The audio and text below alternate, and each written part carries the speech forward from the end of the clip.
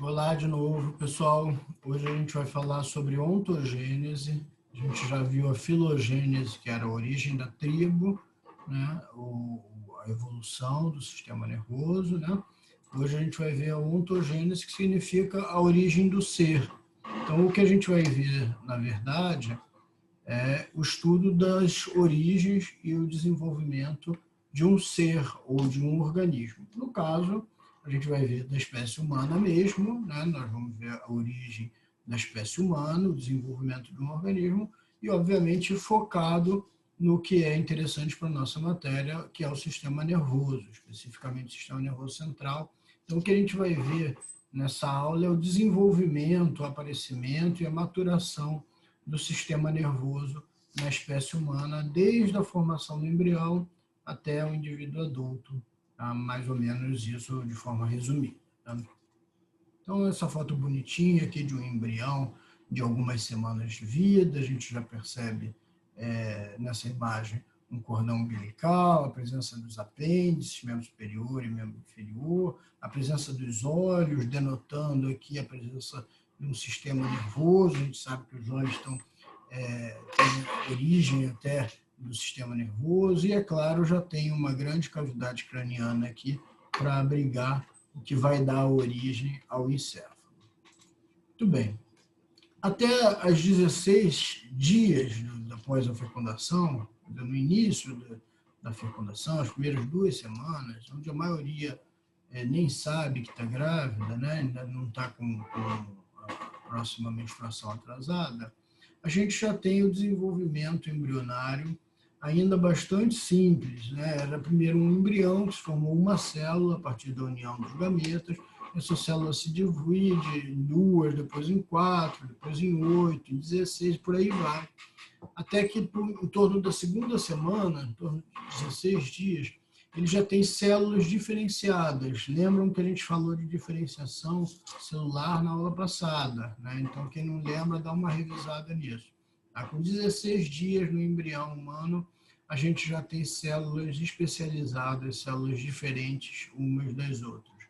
E, especificamente, a gente tem uma camada mais externa que a gente chama de ectoderma. A ecto, que quer dizer externa mesmo, e derma de cobertura, né, de pele. Então, a camada mais externa aqui desse embrião são células que a gente chama de ectoderma. Isso já está diferenciado no 16º dia após a fecundação. Um pouquinho mais para frente, tá? 4 dias depois, e vocês reparem como as coisas aqui vão acontecendo rápido, uma parte do ectoderma, então aqui o embrião, essa parte amarela aqui do embrião é o ectoderma, é a parte mais externa, é essa que está aqui, ó, nesse lado aqui, ó, mais externo, aqui amarelo, o ectoderma. Tem uma partezinha do ectoderma que a gente passa a chamar de neuroectoderma, não à toa, porque é essa parte que vai dar origem ao sistema nervoso. Tá? Então, a princípio, em 16 dias, o ectoderma era todo igual. 4 dias depois, no 20º dia pós-fecundação, a gente já tem uma especialização do ectoderma para o que nos interessa aqui, formando o neuroectoderma. Essas células do neuroectoderma se replicam, se multiplicam mais aceleradamente nessa etapa aqui da gestação do que as outras porções de ectoderma, e acabam formando uma região mais espessa aqui, ó. Então, essa parte amarelinha aqui que está fininha, aqui onde é ectoderma, aqui onde é neuroectoderma está mais espessa, porque as células aqui se replicam mais rapidamente, esse neuroectoderma se replica mais rapidamente, tá? De tal forma que a gente passa a chamar de placa neural. Então, em torno do 20º dia, a gente tem a formação da placa neural. E logo em seguida, essas células continuam a se replicar rapidamente, essa placa neural vai se dobrando, essa porção vai ficando mais alta, essa porção vai ficando mais alta, e vai formar aqui o que a gente chama de sulco neural. Tá? Então, em torno de 21 dias, a gente já tem a formação do sulco neural, o que era a placa neural aqui, uma porção mais espessa do ectoderma, né? Aqui essa porção vai se aumentando para cá e vai formando o sulco neural. Tá? 3 dias depois, essa replicação é tamanha que essa parte do sulco neural toca nessa parte aqui e se fundem, fechando então o que a gente chama de tubo neural. Aí o ectoderma que está aqui recobre o tubo neural e não deixa ele exposto. No final, em torno de 24 dias, a gente tem o fechamento do tubo neural, já com o ectoderma recobrindo esse tubo neural, ou seja, ele já está internalizado. Esse tubo neural, ele é importantíssimo, porque é ele que vai dar origem a todo o sistema nervoso central do indivíduo na sua idade adulta, ou mesmo na vida intrauterina, mais para frente a gente já percebe isso. Tá? Tem uma região de transição aqui, ó, entre o ectoderma não diferenciado e o neuroectoderma que formou a placa neural. E a gente pintou aqui de vermelho para destacar. Ó, essa é uma porção que, com o fechamento do tubo neural, ela nem vai fazer parte do tubo neural e nem vai fazer parte do ectoderma que recobre o tubo neural. Essas são células da crista neural, tá? E são células importantíssimas que vão formar o sistema nervoso periférico. Então, o sistema nervoso central vai ser formado a partir do tubo neural e o sistema nervoso periférico a partir das células da crista neural. Muito bem, tem um videozinho aqui, não sei se vai passar. Não está passando, depois eu boto o link dele para a gente ver separado. Tá? Mas é basicamente isso que eu falei no processo marginal. Tá? Então, com 25 dias, quer dizer, um dia após o fechamento completo do tubo neural, a gente já vai perceber que a porção mais cranial desse tubo, esse tubo se estende por todo o corpo do embrião, olha ele aqui, ó. Então, o tubo aqui se estende por toda a porção do embrião, tá? Mas na porção mais cranial, ele começa a se dilatar, ele começa a ter 3 regiões de dilatação, que a gente chama de 3 dilatações do tubo neural, que ocorrem na extremidade encefálica, ocorrem na cabeça, naquilo que vai dar a cabeça, que vai formar a cabeça do indivíduo adulto. Tá? Aí começam nomes chatos aí para a gente lembrar. A primeira dilatação mais cranial a gente chama de prosencéfalo. Lembra de pro, aquilo que é mais para frente, né? Tá? Aquela intermediária, aquela do meio, a gente chama de mesencéfalo. Esse nome aqui a gente vai usar na estrutura que é formada a partir dessa dilatação até o indivíduo adulto. A gente tem uma estrutura que a gente chama de mesencéfalo no indivíduo adulto, tá? Que é formada pelo mesencéfalo aqui já no 25º dia pós-fecundação. E a dilatação mais caudal dessas 3, a gente vai chamar de romboencéfalo. Tá? Então, em torno de 25 dias, a gente já observa o tubo neural completamente fechado e 3 dilatações craniais, que são o prosencéfalo, mesencéfalo e romboencéfalo. Um pouquinho depois, já em torno da 5ª semana, tá, a gente vai perceber que essas 3 dilatações craniais, aqui pintadas em azul, amarelo e rosa, vão virar 5 dilatações craniais. Ou seja, aquela dilatação, a primeira delas, a mais cranial, que a gente chamava de prosencéfalo, vai se dividir em 2 dilatações. Uma que a gente chama de telencéfalo e outra que a gente chama de diencéfalo. A mais cranial é o telencéfalo, a segunda é o diencéfalo. Aquela dilatação intermediária, que a gente chamou de mesencéfalo, continua como mesencéfalo e vai continuar até a idade adulta como mesencéfalo. E a terceira dilatação, que a gente chamou de romboencéfalo, vai se dividir em 2 dilatações. A primeira, que a gente chama de metencéfalo, e a segunda, que a gente vai chamar de mielencéfalo. Tá? E lembrem que essas 3 ou 5 dilatações acontecem na porção mais cranial aqui do tubo neural.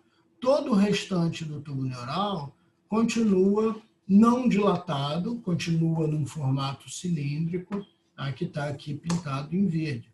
Cada uma dessas regiões aqui, por que a gente está falando desses nomes?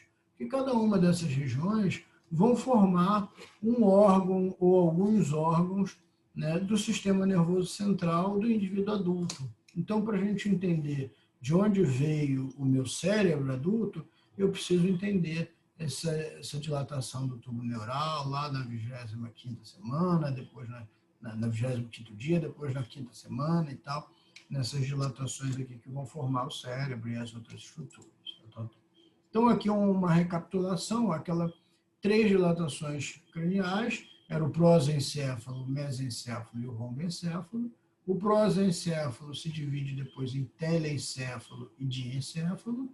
O mesencéfalo continua sendo mesencéfalo. E o rombencéfalo se divide em metencéfalo e mielencéfalo. A porção não dilatada do tubo neural, aqui em verde, continua não dilatada. E essas estruturas aqui pintadinhas em roxo, amarelo, vermelho e verde estão aqui com os seus representantes num encéfalo adulto, né? Então, o prosencéfalo virou o cérebro aqui, ó, com algumas estruturas que a gente até se refere até hoje em estruturas telencefálicas e estruturas diencefálicas. O mesencéfalo continua como uma região aqui que a gente chama de mesencéfalo, tá? E o rombencéfalo continua ou vai virar uma região, uma porção do tronco encefálico, a ponte, o bulbo e o cerebelo, tá? Sendo o metencéfalo vai formar a ponte e o cerebelo, e o mielencéfalo formando o bulbo. E a porção não dilatada do tubo neural, ó, vai formar a medula espinal, que está abaixo do encéfalo aqui. Então, aqui um resuminho das estruturas embrionárias, né? O telencéfalo e o diencéfalo vão formar o cérebro, o mesencéfalo continua sendo mesencéfalo, desculpa. O metencéfalo vai formar o cerebelo e a ponte, o mielencéfalo vai formar o bulbo, e o tubo neural não dilatado, a porção não dilatada do tubo neural, vai formar a medula espinal. Beleza? Muito bem, a partir da 6ª semana pós-fecundação, a gente tem uma etapa, ou uma etapa, né, que a gente chama de neurogênese. O que é isso? Até então, a gente tinha ectoderma, que se diferenciou e virou neuroectoderma. Mas é muito parecido com o ectoderma. A gente só chama de neuroectoderma porque a gente sabe que isso vai dar origem ao sistema nervoso. Tá? Mas até então, ele é morfologicamente muito parecido e é considerado, todas essas células, consideradas células-tronco, né? Células-tronco embrionárias, aquelas que são muito estudadas para terapias de reposição, né, de celular, porque são células que podem virar, eventualmente, qualquer tipo celular do nosso corpo. Tá? Então, a partir da 6ª semana, essas células-tronco se diferenciam, aqui não está aparecendo, mas elas já são diferentes, células que a gente chama de células progenitoras. Tá? Essas células progenitoras aqui são progenitoras neuronais, ou seja, essa célula-tronco, ela pode se replicar e formar outras células-tronco, pode se dividir numa célula igual, ou pode se diferenciar numa célula progenitora neuronal. A célula progenitora neuronal pode se dividir e formar outra igual, outra com a mesma capacidade, ou pode se diferenciar, pode se tornar diferente, para virar uma célula progenitora restrita a uma linhagem celular. Ou seja, a partir daqui, essa célula azul, ó, que morfologicamente é igual a essa, que é igual a essa, a morfologia dela já não é diferente, essa célula aqui só vai virar um tipo celular aqui, essa outra aqui só vai virar esse tipo celular, essa daqui só vai virar esse tipo celular. Essa daqui já não consegue mais ter a capacidade de formar esse tipo celular. Essa daqui conseguia, né? Essa daqui conseguia formar qualquer tipo celular, era uma célula progenitora neuronal. Muito bem. Essas células, então, se diferenciam, vão virar células progenitoras aqui para formar oligodendrócitos, que são umas células, não são neurônios, mas são células neurais, ou formar células progenitoras que vão formar astrócitos, ou formar células progenitoras que vão formar neurônios. Tudo isso é o processo de neurogênese, embora a gente se refira e se preocupa muito com a formação dos neurônios, mas isso daqui, a formação dos astrócitos e dos oligodendrócitos, também é caracterizado como neurogênese. Isso acontece, então, essa diferenciação de células-tronco para células progenitoras neuronais, que se replicam e se diferenciam em células progenitoras específicas de linhagem, que ainda conseguem se replicar, conseguem se dividir e conseguem formar as células neuronais definitivas, essas já não conseguem mais se replicar, né? Isso acontece a partir da 6ª semana até a 20ª semana. Tá? Então, até mais ou menos a metade da gestação, a gente ainda está formando neurônios, formando astrócitos, formando oligodendrócitos. Mas essas células aqui ainda não estão prontas, ainda estão muito longe de serem os neurônios fazendo as funções completas que a gente tem hoje. Tá? Só a partir da 8ª semana, e esse processo perdura até a 29ª semana, acontecem os processos de migração, as fases de migração e diferenciação neuronais. O que é isso? Migração, primeiro, é um processo pelo qual os neurônios já formados, né, já diferenciados, a partir daquelas células progenitoras, já se diferenciaram em neurônios, eles migram, eles andam, eles têm algumas fibras que direcionam eles e recebem informações químicas e hormonais localizadas, né, que fazem com que esses neurônios caminhem para a sua região, onde eles vão ficar definitivamente até o final da vida. Esse é o processo de migração neuronal. Tá? Então, os neurônios começam a migrar para as diferentes regiões dos órgãos do sistema nervoso central. Muito bem. Lá, esses neurônios, que são simples neurônios aqui, simplesões ou neurônios genéricos, uma vez que eles chegam no local aonde eles vão permanecer para o resto da vida, eles começam a se diferenciar. Então, os neurônios são diferentes, os neurônios do cerebelo são diferentes dos neurônios do cérebro, são morfologicamente e funcionalmente diferentes. Então, só quando ele chega lá em tal camada, em tal região do cerebelo, ele fala, opa, nessa região eu preciso ser um neurônio X, diferente do neurônio do córtex cerebral. Tá? E ali ele se diferencia, formando mais ou menos prolongamentos dendríticos e axonais para ficar com a forma específica dos neurônios daquela região. Tá? Esse é o processo de diferenciação neuronal. Tá? E acontece até a 29ª semana. Então, ao fim da 29ª semana, todos os neurônios nossos estão formados, já estão nos seus lugares onde tem que estar e já estão com a cara que tem que estar. Tá? O neurônio do cérebro tem com a cara de neurônio do cérebro, o neurônio da medula com cara de neurônio da medula, e assim sucessivamente. Muito bem, mas ainda não está totalmente pronto. Então aqui mostrando diferentes caras, né, diferentes formas de neurônios, neurônios unipolares, simples, neurônios bipolares, neurônios pseudo-unipolares, que ficam ali próximo da medula, multipolares, que são os mais comuns, células de Purkinje são típicas da camada, uma camada específica do cerebelo, e por aí vai. Tá? Então, os neurônios não são todos iguais, têm, vamos dizer assim, formatos diferentes, né? E isso é específico do local onde ele está, quando ele se diferencia para ficar com esse formato específico. Muito bem. Mas só a partir da 20ª semana, né? Então, embora a migração comece na 8ª semana, a diferenciação logo em seguida, né? Mas só a partir da 20ª semana é que a gente começa a formação de sinapses. As sinapses são as ligações entre os neurônios, pelas quais eles se comunicam, principalmente. Né? Então, até a 20ª semana, os neurônios estão lá, estão nos lugares definitivos, já estão, alguns deles, né, com as caras que tem que estar, com os seus formatos específicos, mas ainda não estão conversando entre si. E lembra que eu falei que na aula passada, as funções básicas do neurônio era a captação de informação, condução de informação e transmissão de informação. Então, esse neurônio não transmite informação até a 20ª semana.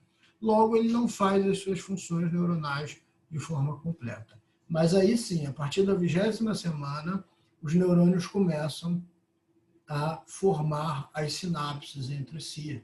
Obviamente, todos esses processos podem ser prejudicados por falhas nutricionais, maternas, estresse materno, enfim, se todas as condições ambientais para o feto ser desenvolvido não estiverem adequadas, e essas etapas podem não ser formadas, né? não serem completadas totalmente, serem completadas parcialmente, tal. Tá? Então, a partir da 20ª semana, começa a formação de sinapse. Tá? Reparem que eu não mencionei aqui quando é que termina a sinaptogênese. A gente vai comentar disso já já. Outra etapa importante é a etapa de apoptose neuronal. A apoptose é um processo pelo qual as células morrem, uma morte que a gente chama de morte programada ou uma morte natural, né? E especificamente os nossos neurônios morrem em grande quantidade em 3 épocas conhecidas. Tá? Então, no nascimento, quando a gente nasce, no final da gestação, a gente tem uma grande perda de neurônios, milhares de neurônios morrem quando a gente nasce. No final do primeiro ano de vida, a gente tem uma nova fase de apoptose neuronal, e durante a puberdade é uma nova fase onde a gente perde uma grande quantidade de neurônios. A partir daí, a gente vai perdendo neurônios, não paulatinamente, mas gradativamente, e tal, até chegar na velhice com menos neurônios do que o que a gente tinha depois da puberdade. Tá? Ainda não se sabe exatamente por que acontece ou para que acontece essa apoptose neuronal, mas o que se acredita, o que mais se advoca, né, o que mais se acredita, é que sejam neurônios que não formaram sinapse, que não tiveram a fase de sinaptogênese adequada. Então, são neurônios que foram gerados, migraram e se diferenciaram, mas não formaram sinapse com os seus vizinhos. Logo, ou formaram sinapses que não são tão importantes. Logo, esses neurônios estão consumindo energia, estão consumindo oxigênio, mas não estão funcionando adequadamente, porque se ele não transmite a informação, ele não serve para muita coisa. E aí, por isso, esses neurônios seriam mortos, né? Morreriam de forma programada. O fato é que todos nós passamos por isso e continuamos bem. Tá? Muito bem. E a formação de novas sinapses, ou o processo de sinaptogênese, termina quando? Então, a gente acreditava que terminava durante a infância, depois se acreditou que terminava durante a puberdade. Hoje em dia, o que se acredita, isso já é bastante comprovado, é que a gente tem a capacidade de continuar formando sinapses ao longo de toda a vida. Essa é uma das partes do processo que a gente chama de plasticidade neuronal, ou da capacidade dos neurônios serem plásticos, serem mutáveis, se modificarem ao longo da vida, inclusive formando novas sinapses e perdendo sinapses já feitas. Então, os processos de comunicação entre neurônios podem ser utilizados, e tudo bem, podem ser utilizados e criados novos processos de comunicação neuronal, ou também podem ser perdidos por esse processo de plasticidade neuronal. Mas o fato é que a formação de sinapses é muito maior, é muito mais acentuada o quão antes ela é feita. Ou seja, no início da vida, a gente tem uma formação de sinapses muito mais facilitada, muito mais acentuada do que no final da vida. Por isso, a interação com o ambiente externo, a interação com outros indivíduos, a interação do filho com a mãe, do filho com brinquedos, né, com outros coleguinhas e tudo mais, a interação com o ambiente, com diferentes situações, é importantíssima no início da nossa vida, em toda a nossa vida, mas no início especialmente, porque é nessa fase onde a gente propicia, tem maior possibilidade de formação de novas sinapses, que são feitas de acordo com o estímulo para que elas sejam feitas, ou seja, de acordo com a interação com o ambiente, com objetos, com comportamentos, com indivíduos, com animais, é que a gente vai tendo a necessidade de formar sinapses e elas vão sendo formadas. Tá? Então, é altamente recomendável uma forte interação com o ambiente, com diferentes tipos de estímulos, especialmente com outras crianças, outros indivíduos da mesma espécie, porque é aí que a gente passa a formar os comportamentos contextualizados mais sensíveis e tal. Por outro lado, a gente já mencionou que a gente precisa manter essas sinapses ao longo de toda a vida. O processo de plasticidade neuronal indica que a gente pode formar novas sinapses ao longo da vida, mas a gente também pode perdê-las se não estiver utilizando. Então, aquele idoso que já não trabalha, que não faz nenhuma atividade física, nenhuma atividade intelectual, que fica o dia inteiro passivamente vendo televisão, com pouco estímulo e tal, ele fatalmente tem uma diminuição de sinapses com perdas neuronais que propiciam a doenças neurológicas aí relacionadas à terceira idade. Então, manter as sinapses significa continuar interagindo com o ambiente durante todas as fases da vida. Tá? Sobre a formação de novos neurônios, a gente mencionou que a neurogênese tem uma fase bastante restrita ali da nossa vida intrauterina, mas hoje a gente já sabe que existe a capacidade de formar novos neurônios fora daquela fase de neurogênese.